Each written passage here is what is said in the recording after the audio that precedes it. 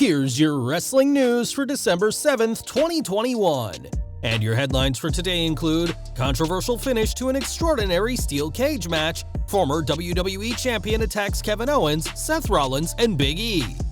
Major update on Jeff Hardy's condition following WWE live event incident. Backstage update on Maryse's WWE status amidst Edge and The Miz's feud on Raw. Alberto Del Rio meets Triple H for a WWE return.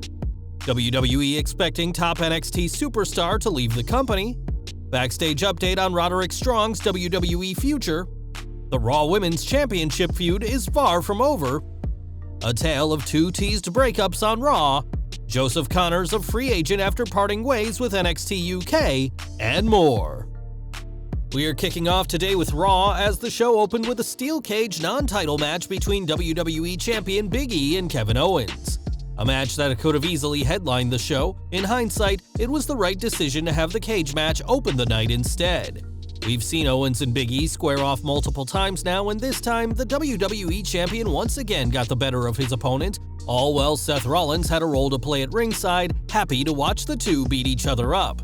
The most notable part of the segment was what happened afterward, as for some odd reason, it was during the break when Bobby Lashley came in and attacked Big E, making his re-arrival to the WWE title scene clear. Lashley had a bad couple of months between September and October, but after losses to Big E, Roman Reigns, and Goldberg, the former world champion bounced back by qualifying for Survivor Series and now re-entering the title picture. Although Kevin Owens' addition into the title feud and match at WWE Day 1 seems to be a case of WWE wanting someone to take a pinfall, Lashley's addition indicates that the company wants an epic, hard-hitting title match on January 1st. WWE rarely gets fatal four-way matches wrong, and if Owens is to leave WWE next month, it's likely he'll eat the pin by Big E, who'll retain the title. Lashley hasn't officially been added to the match yet, but we imagine that it's only going to take a week or two before the WWE title bout at Day 1 becomes a fatal four-way. But what do you think to all this? Who should leave WWE Day 1 as the champion? Let us know in the comments.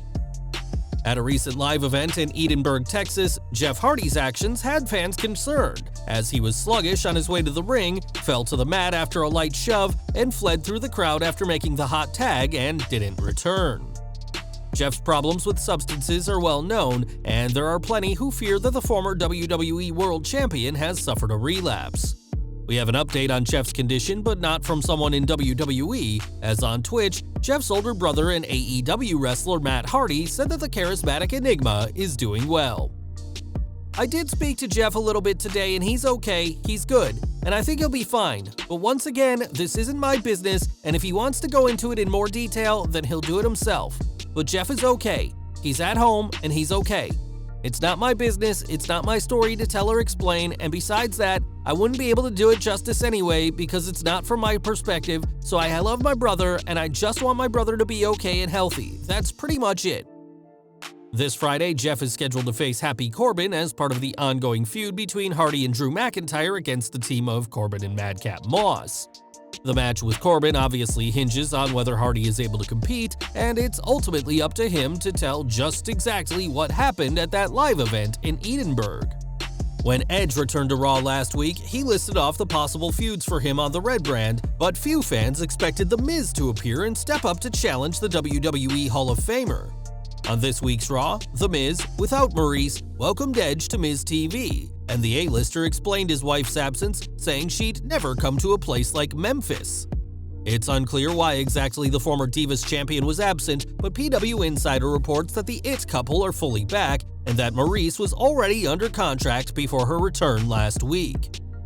Once more, the war of words between the two delivered, even if it didn't have the same intensity as last week, and The Miz referenced getting kicked out of the WWE locker room early in his career and being forced to change in wherever he could find.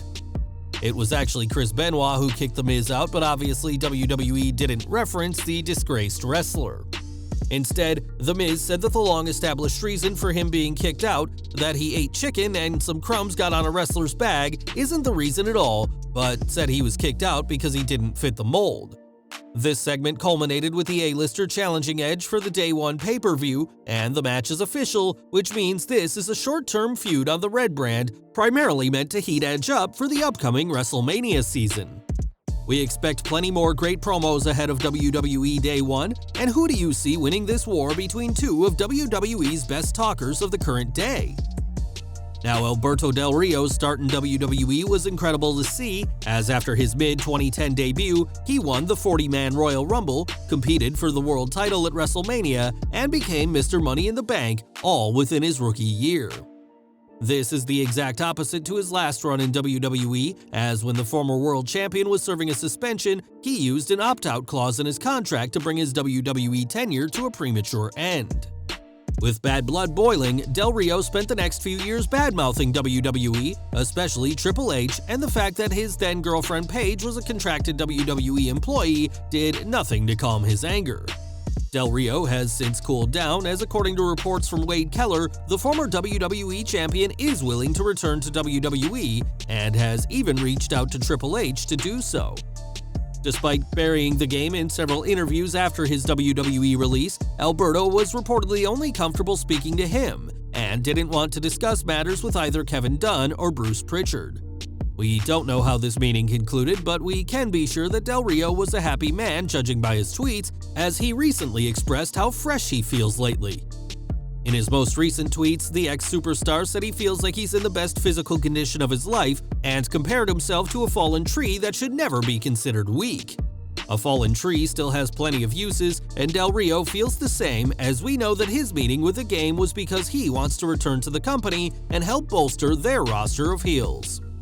In his series of tweets, Alberto went on to thank the Lucha Libre Online family and expressed his gratitude to the fans for all their support. With a history of suspensions, bad-mouthing WWE, and legal problems, the company may not be as ready to sign Del Rio as he believes, but it's no secret that Vince McMahon has a soft spot for the former employee.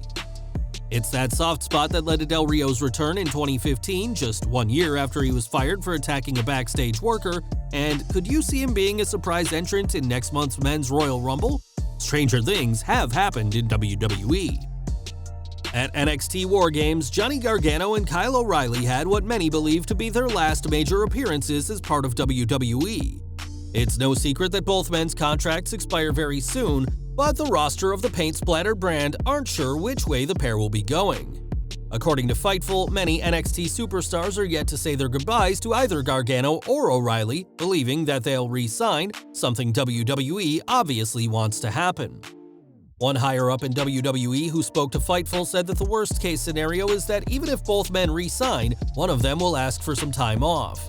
That will most likely be Gargano, who is expecting a baby boy with his wife Candice LeRae in February and has promised to tell the crowd everything on tonight's show. The superstars are being more optimistic than the NXT staff, as the vibe amongst them is that both contracts will expire and at least one of the two superstars will leave. Fans were surprised to see O'Reilly placed into a post-match turn at War Games, as Von Wagner attacked his former partner, setting up a steel cage match for tonight's show. Whatever the future holds, we'll hopefully have a much clearer picture after tonight's show, but the very future of NXT 2.0 could change dramatically in just a few hours' time. Any company would benefit by having Johnny Gargano on their roster, and it's expected that AEW will make a big play to sign him should he leave WWE. Gargano already has a lot of friends working in AEW, and one name who's hoping to see him sign with Tony Khan is Britt Baker. On Twitter, the reigning AEW Women's World Champion shared a picture of herself, Gargano, and Candice LeRae, and said how she was a student of the former NXT champion who always made time for his pupils, even when his career in WWE was starting to take off in the Gold brand. Gargano's contract was meant to expire on December 3rd, but a week-long extension was signed, and with reports that the NXT Triple Crown champion will explore all options once his deal expires, we'll have to see if a reunion for Baker and Gargano is in the works in AEW. As for Kyle O'Reilly, if he does leave, he'll be the third member of the Undisputed Era to go this year, leaving only Roderick Strong as part of NXT 2.0. With Adam Cole and Bobby Fish working closely on AEW programming, and O'Reilly possibly gone, there's been questions as to what Strong's future is, but he isn't going anywhere.